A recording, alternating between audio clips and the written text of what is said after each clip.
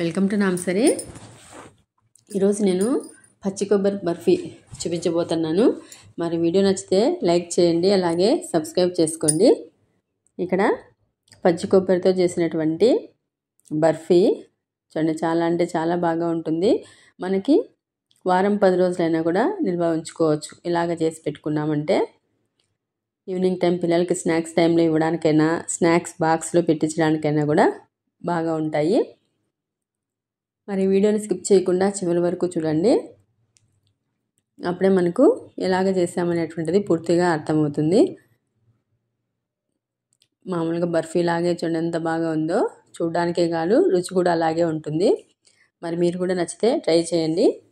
ఇక్కడ పచ్చి కొబ్బరి 1 కప్పు, అలాగే చక్కెర 1 కప్పు, అలాగే శనగపిండి 1 కప్పు తీసుకున్నా, చక్కెర 1 కప్పు తీసుకున్నాను కదా. అలాగే ఇంకా కొద్దిగా స్వీట్ కోసము ఇంకొక 1/2 కప్పు తీసుకుంటున్నాను. అంటే మొత్తం 1.5 కప్పు చక్కెర తీసుకున్నా. అలాగే 1 కప్పు కొబ్బరి, పచ్చి కొబ్బరి, 1 కప్పు శనగపిండి, అలాగే 1 కప్పు నూనె. ఇక్కడ శనక్కాయ నూనె తీసుకున్నా నేను. ఇప్పుడు మనం కడాయి పెట్టుకొని ముందుగా పచ్చి కొబ్బరిని మనము వేయించుకోవాలి. పొడి పొడిగా అయ్యేంత వరకు వేయించుకోవాలి. నూనె ఇంకా కాస్త ఎక్కువగా వేసుకున్నామంటే ఇంకా బాగా ఉంటుంది, కానీ నేనైతే కొద్దిగా తక్కువగానే వేసి చూపిస్తున్నాను. మనకు కావాలనుకుంటే ఇంకా నీకు జ్యూసీగా కావాలి, బాగా ఎక్కువ ఆయిల్ కావాలి అనుకుంటే ఒకవేళ 1 కప్పు వరకు కానీ నెయ్యి తీసుకోవచ్చు. మనము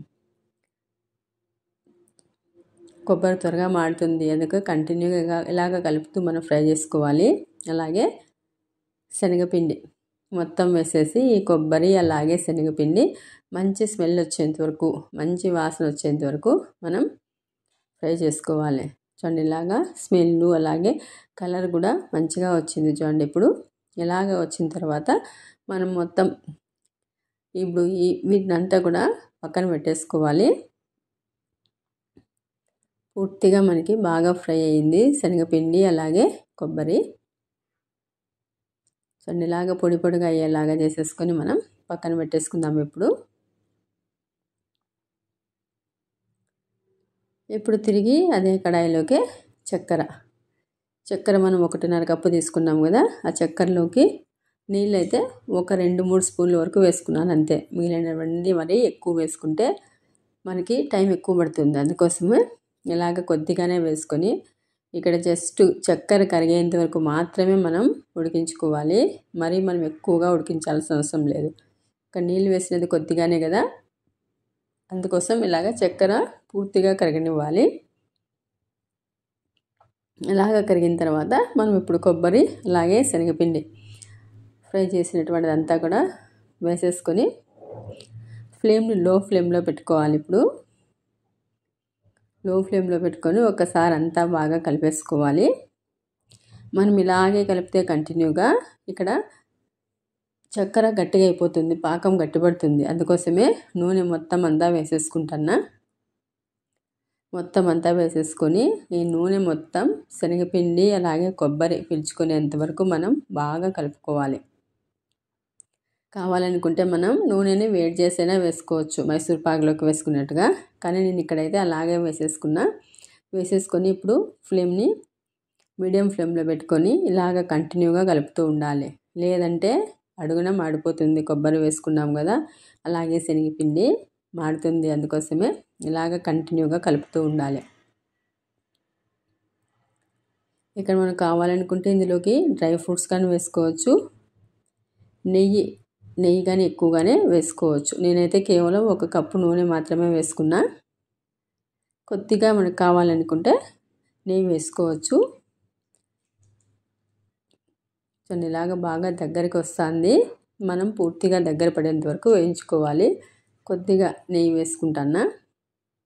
ఉంటే ఇంకా ఒక 3-4 స్పూన్లు వేసుకున్నా కూడా మనకి టేస్ట్ బాగా ఉంటుంది. అంతా బాగా మిక్స్ చేసుకొని మనకి మొత్తం అంతా దగ్గరికి వచ్చేంత వరకు కూడా ఇలాగే కంటిన్యూగా కలుపుతూ ఉండాలి. ఒకవేళ మీకు లడ్డూలాగా చేసుకోవాలంటే ఈ టైంలోనే మనం స్టవ్ ఆఫ్ చేసేసుకొని చల్లార్చుకొని లడ్డూలాగా చేసుకోవచ్చు. ఇప్పుడు చూడండి మనకి పూర్తిగా దగ్గరకు వచ్చేసింది. మనకి కన్సిస్టెన్సీ ఈ రకంగా ఉండి చూడండి ప్యాన్కి అతుక్కోకుండా మనకు వచ్చేస్తుంది కదా.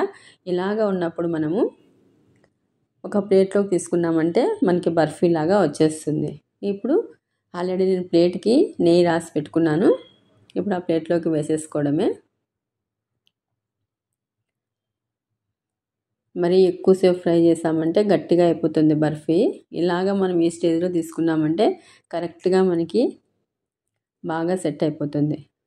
ఇప్పుడు మొత్తం అంతా మనము కొద్దిగా వెడల్పుగా, లేదా మనకి మైసూర్ పాక్ లాగా రావాలనుకుంటే ఏదైనా కొంచెం లోతుగా ఉండేటువంటి గిన్నెలో వేసుకున్నామంటే మనకు మధ్యలో బ్రౌన్ కలర్లో వస్తూ నీకు మైసూర్ పాక్ లాగా కూడా చేసుకోవచ్చు. ఇలాగంతా ఒక్కసారి ఈక్వల్గా అనేసుకొని మనము ఒక్క 5 నిమిషాలు అలాగే ఉంచేసుకోవాలి. 5 నిమిషాల తర్వాత మనం ముక్కలుగా కట్ చేసుకోవాలి. చూడండి ఇప్పుడు ఒక 5 నిమిషాల తర్వాత ఇలాగా ముక్కలుగా మనకి ఏ షేప్లో కావాలంటే ఆ షేప్లో ఈజీగా వచ్చేస్తాయి. పచ్చి కొబ్బరి ఉంటే ఇలాగ చేసి పెట్టుకున్నామంటే మనం వారం 10 రోజులైనా కూడా పిల్లలకి ఇలాగ పెట్టచ్చు. నేనైతే ఒకటే అంటే ఒక కొబ్బరికాయకు ఉన్నటువంటి కొబ్బరితో మాత్రమే చేశాను ఇక్కడ.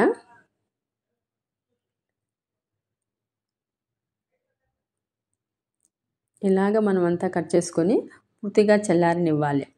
పూర్తిగా చల్లారితే మనకి బర్ఫీలు అనేటువంటివి ఈజీగా తీయడానికి ఈజీగా వస్తాయి. చూడండి చల్లారిన తర్వాత మరొక్కసారి ఇలాగా మనం కట్ చేసినటువంటి ప్లేస్లో ఒక్కసారి ఇలాగ అన్నామంటే మనకి తీయడానికి ఈజీగా వస్తాయి.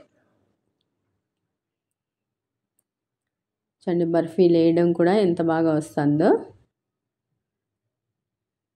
కరెక్ట్గా మనకి పాకం కరెక్ట్గా వస్తే బర్ఫీ లాగా ఒక షేప్ వస్తుంది. అలాగే మనకి విడిపోకుండా కూడా ఉంటుంది. రెడీ అయిపోయినాయి. చూడండి మెత్తగా చాలా బాగా వచ్చినాయి. మరి మీరు ఇలాగ చేయాలంటే వీడియోని స్కిప్ చేయకుండా చివరి వరకు చూడండి. అలాగే నచ్చితే సబ్స్క్రైబ్ చేయండి.